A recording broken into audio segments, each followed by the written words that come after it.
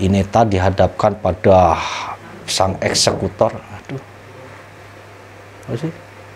Siapa? Oh, si tukang ini komputer.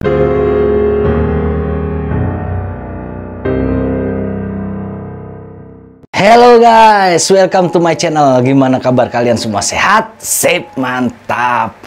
Kali ini guys, gua mau membahas tentang salah satu peristiwa yang menakjubkan kalau gua bilang ya. Jadi ini adalah peristiwa orang yang seharusnya menemui ajalnya karena dihukum mati gitu loh. Tapi dia berhasil selamat secara ajaib. Gua udah rangkup ada 5 kejadian dari berbagai negara peristiwa luar biasa ini. Jadi memang kalau hukuman mati sekarang ini kan masih diterapkan di beberapa negara ya. Cara hukuman mati ini bermacam-macam, seperti ditembak, diracun, ada juga yang digantung, dipenggal. Kalau gua perhatiin sih rata-rata itu memang hukuman matinya si narapidana ini supaya matinya tidak kerasa gitu loh, matinya langsung set gitu kan. Jadi memang manusiawi tidak manusiawi gitu ya. Jadi tidak manusiawinya hukuman mati, manusiawinya ya secara tidak terasa karena cepat gitu. Ini ada 5 nih kejadian luar biasa orang bisa lolos dari hukuman mati. Kita pertama menuju negara Amerika Serikat. Pria ini bernama Doyle Ham. Dia telah melakukan pembunuhan seorang karyawan hotel, jadi teman kerjanya sendiri sebenarnya. Itu dibunuh sama dia pada tahun 1987. Kemudian dia tertangkap dan menjalani sidang hingga keputusan sidang menjatuhkan dia untuk dihukum mati. Dan hukuman itu akan dilaksanakan pada tanggal 22 November tahun 2018. Jadi pada hari dia harusnya menemui ajal ini ya, ceritanya dia mendapatkan hukuman mati dengan cara disuntik. Dia disuntik mati. Dia awalnya disuntik di lengan nih pertama kan. Jadi biasanya menurut prosedur bagi hukuman mati yang dilaksanakan secara disuntik itu dilakukan di lengan. Si Ham ini disuntik di lengannya. Cret. Udah gitu kagak ngaruh guys, nggak ngaruh, itu racun suntikan nggak ngaruh. Jadi setelah itu kan polisi pada heran ya, akhirnya mereka mencari info nih soal ini gitu kan. Kemudian ditemukan info ternyata si Ham ini adalah seorang penderita kanker. Dia penderita kanker yang pernah menjalani pengobatan penyembuhan kankernya dengan cara disuntik. Jadi dia selalu disuntik di lengan. Ternyata hal tersebut membuat dia itu akhirnya kebal terhadap segala jenis bahan kimia yang memasuki tubuhnya. Akhirnya polisi pun mengalihkan sasaran suntikannya itu ke pangkal paha. Jadi di pangkal pahanya ini disuntik. Wah, tapi polisi pada waktu itu tidak bisa menemukan urat venanya. Jadi urat venanya itu dicari-cari nggak ada. Kalian tahu, ngebayangin ya. Jadi kalau misalnya orang disuntik, dicariin urat nadi venanya itu ya, yang buat nyuntiknya itu nggak ketemu-ketemu, apa yang dilakukan? Diobrek-obrek itu, dicari-cari ini otot venanya ini sampai ketemu. Jadi selama proses itu si Ham ini menjerit-jerit kesakitan. Dia berharap dokter ini cepat menemukan otot venanya itu. Jadi saking dia kesakitan gak kuat itu cepat temukan gitu kan. Dengan harapan dia ketemu langsung disuntik cus gitu, langsung meninggal gitu. Cuman ini nggak ketemu-ketemu. Sampai terjadi insiden itu kandung kemihnya dari si Ham ini kecolok ini jarum suntiknya itu. Set. Hingga sang eksekutor ini mencari lagi tempat yang lain. Titik lain di pangkal pahanya itu kan. Sampai akhirnya hal itu berlangsung sampai tengah malam, sampai hampir berlalunya hari itu. Jadi rupanya surat perintah hukuman mati kepada Ham ini itu masa berlakunya cuma 1 hari. Jadi apabila melewati jam 12 malam ya, jadi udah lewat hari, itu surat perintah hukuman mati sudah tidak berlaku gitu loh. Nah, jadi hari itu akhirnya sampai dokter ini nggak nemuin ini otot vena gitu ya, sampai melewati jam 12 malam. Akhirnya si Ham ini udah bebas, nggak jadi untuk hari itu, tidak jadi dihukum mati. Si Ham ini kemudian kan merasa tersiksa, merasa kesakitan, bahkan kalau dia kencing pasca disuntik itu dia keluarnya darah karena kandung kemihnya sudah bocor karena kesuntik tadi. Kemudian dia menuntut ke negara dituntut guys karena menganggap telah menganiaya dia gitu loh. Hingga sampai saat ini itu memang belum ada lagi kabar kapan akan diberlakukan hukuman mati yang kedua untuk si Ham ini gitu. Jadi dia masih selamat, masih hidup sampai saat ini. Luar biasa. Lanjut kita ke seseorang yang mengalami peristiwa luar biasa juga. Dia bernama Amerigo Dumini. Jadi orang ini adalah seorang spionase dan sabotase ya. Amerigo Dumini ini adalah seorang yang dilahirkan di Amerika Serikat sebenarnya. Cuman pada saat itu adalah pada masa Perang Dunia. Dia lebih memilih untuk menjadi tentara Italia. Hingga oleh negara Italia dia ditugaskan untuk berjuang di Libya. Di sana dia bertugas sebagai seorang spion dan sabotage ya. Apa sih artinya kalau Indonesianya itu? Kayaknya gue mesti ini nih, mesti download aplikasi U-Dictionary dulu nih biar bahasa Inggris gue lebih lancar ya. Sip, gue udah download nih aplikasi terjemahan ke segala bahasa di seluruh dunia, hampir segala bahasa ya. Ini bernama U-Dictionary. Gue mau coba dulu nih aplikasinya. Oke, gue mau nyobain tadi apa? Spy on. Apa sih artinya spy on? Langsung nongol tuh, memata-matai. Jadi dia seorang mata-mata. Gua baru jelas nih. Sesimpel itu guys. Jadi kalian tinggal ngetik kata apapun gitu ya, dan itu bisa diterjemahkan ke berbagai bahasa yang kalian inginkan. Langsung nongol. Dictionary ini bahkan bisa menerjemahkan sampai 44 bahasa loh. Dan simple banget caranya nih. Nih gua terjemahin, misalnya nerjemahin kalimat yang ada di WA ya. Nih misalnya bahasa Inggris. Kalian tinggal klik ini, terus logo U ini kalian arahkan ke yang ingin diterjemahkan. Misalnya ini, where are you? Langsung menerjemahkan, di mana kau? Saat ini U-Dictionary juga mempunyai salah satu kuis ya. Kuis ini tentang COVID-19. Di samping bisa menerjemahkan teks-teks yang ada di handphone, tinggal geser kursor-kursor tadi ya. U-Dictionary juga bisa menerjemahkan lewat ini. Jadi ada tulisan, kita foto. Nah, nanti setelah kita foto oleh kamera di handphone itu, dia bisa membaca ya tulisan tersebut. Kalian bisa mendownloadnya dengan mengecek di deskripsi saya ya, di deskripsi video. Kalian cek aja, kalian tinggal klik link tersebut dan silahkan download. Karena ini sangat luar biasa.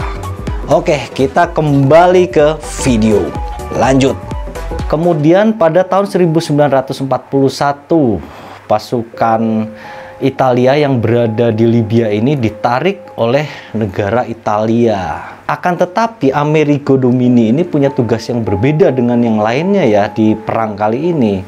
Dia kan bertugas sebagai spionase tadi dan sabotase kan. Makanya dia tetap ditinggalkan untuk di Libya, tetap sebagai mata-mata. Akan tetapi dia mengalami nasib sial karena ketangkap oleh tentara Inggris yang mengetahui identitas asli dirinya. Dia kemudian dijatuhi hukuman mati dengan cara ditembak. Amerigo Dumini tibalah hari saat eksekusi. Dia dihadapkan pada regu tembak yang berjumlah 12 orang. Dari jarak sekitar 12 meteran ya. Jadi si regu tembak ini udah siap-siap menembak. Jadi menurut prosedur untuk hukuman mati secara tembak itu setiap regu tembak mengarahkan tembakannya ke dada sebelah kiri atau ke jantung dari Amerigo Domini. Hingga pada hitungan ketiga, 1, 2, 3, dos. Jadi rupanya pada zaman perang ini tidak ada yang namanya sebagian peluru kosong, sebagian peluru tajam. Nggak ada, guys. Jadi semua regu tembak ini senapannya itu adalah peluru tajam semua. Hingga kalau dihitung ya, jumlah tembakan yang bersarang di tubuh Amerigo Domini ini ada 17 tembakan. Semua bersarang di tubuh Amerigo. Pada saat itu Amerigo pun terpental, buah, jatuh, buah. Kemudian dia berdiri, guys. Dia berdiri terus lari dia. Sampai itu para regu tembak dan komandan regu tembak itu bengong semua sampai mereka tidak melanjutkan tembakan kepada si Amerigo ini. Karena mereka apa ya kalau gua bilang, kalau susah nyebutnya, few moments later, terpana, kalau gua bilang terpana ya, sampai nggak percaya dengan apa yang dilihatnya gitu loh, hingga mereka sampai tidak menembak si Amerigo ini. Akhirnya Amerigo pun berhasil melarikan diri dan kembali ke negaranya di Italia. Dia memang selamat sampai Italia ya, cuman dia kemudian terlibat dengan kasus pembunuhan yang dilakukan kepada salah seorang politisi di Italia. Itu terjadi 1 tahun kemudian nih setelah peristiwa hukuman mati dia gitu. Akhirnya dia pun dijatuhi hukuman mati oleh negara Italia hingga kemudian akhirnya dibebaskan.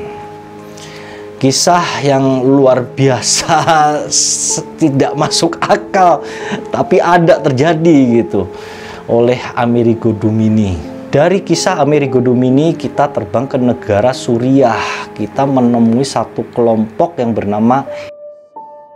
Jadi ini peristiwa dilaporkan oleh lembaga hak asasi manusia yang berada di Suriah. Peristiwa ini terjadi tepatnya di kota Raqqa, Suriah. Saat itu sedang menghukum mati ya secara rajam atau dilemparin sampai mati kepada seorang wanita yang mereka tuduh telah melakukan perbuatan berzina. Jadi perempuan ini di tanah itu dibikin lubang, si perempuan dimasukkan ke situ.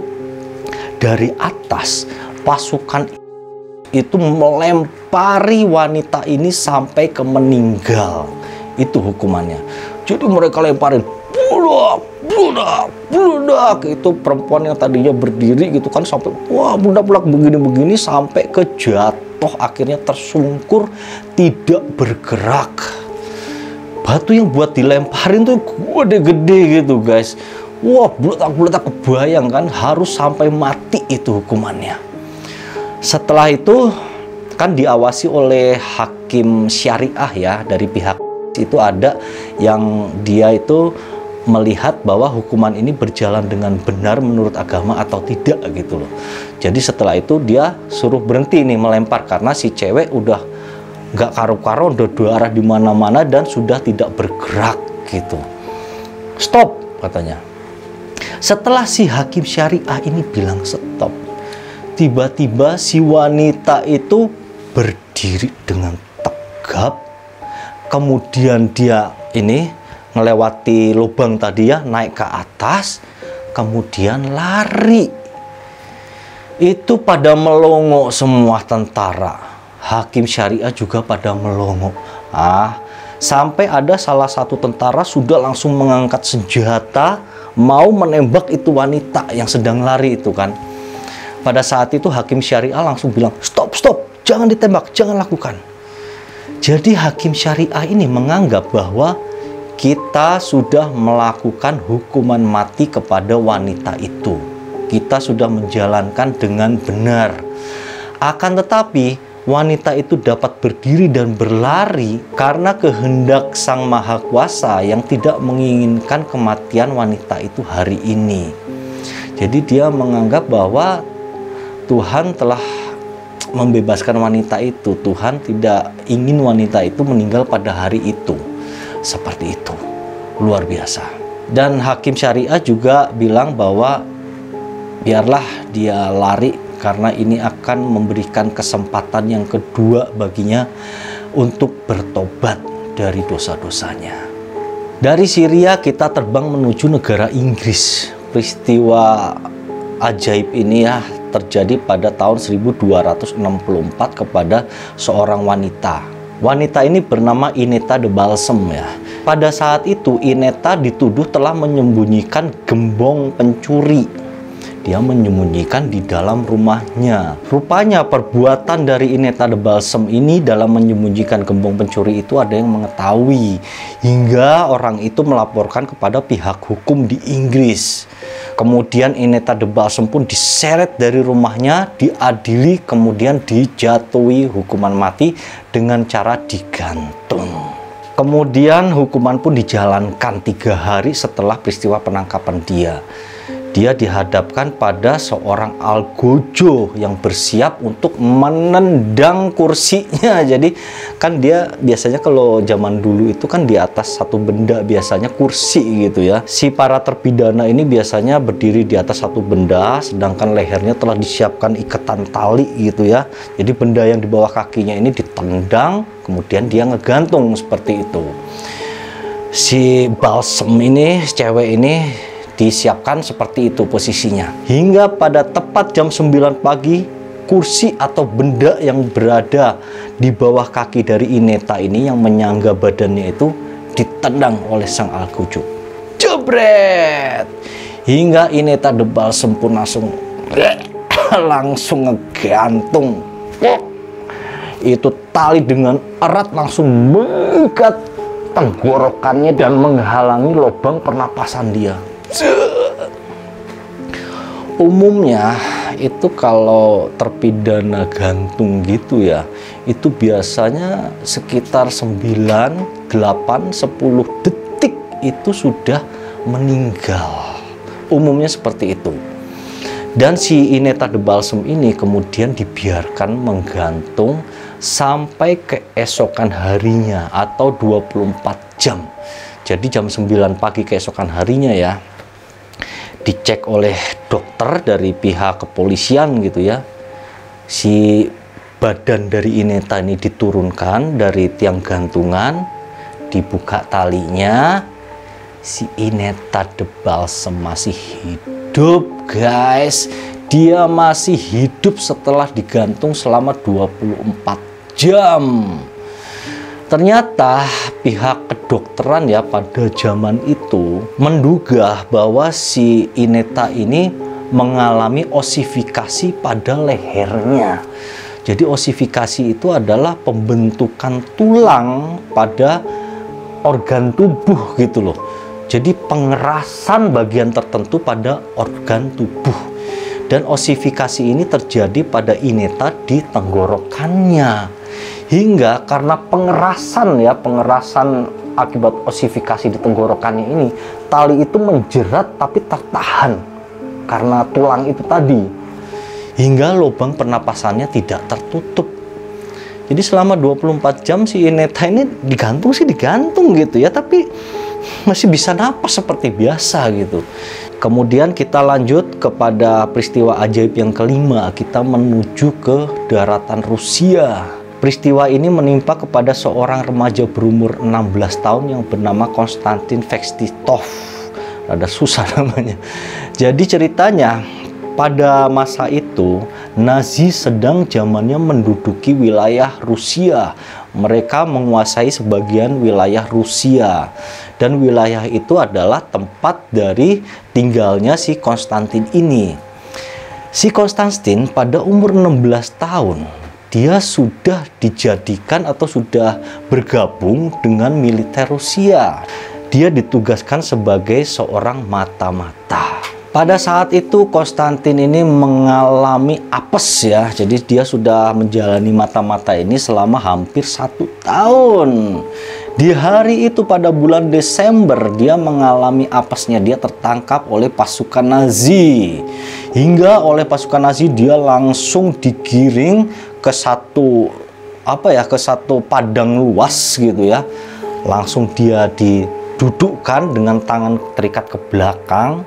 Dia jongkok dari belakang, langsung tentara Nazi tanpa basa-basi, tanpa macam-macam, tanpa lama-lama langsung menembak kepala si Konstantin ini dari atas. Peluru pun menembus dari atas kepala hingga ke leher sampai ke dagu. Ini pelurunya nembus buat gitu, sampai si Konstantin langsung seketika terjerembab. Buak!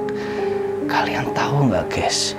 Jadi si Konstantin ini pada saat dia terjerembab itu ya, itu karena dia terdorong oleh kekuatan dari tembakan peluru. Jadi pada saat dia jatuh terjerembab ini, set gitu, dia itu masih dalam keadaan sadar. Dan bahkan luar biasanya lagi, si Konstantin ini masih bisa berpikir ya, dengan keadaan kepala yang sudah bolong itu ya.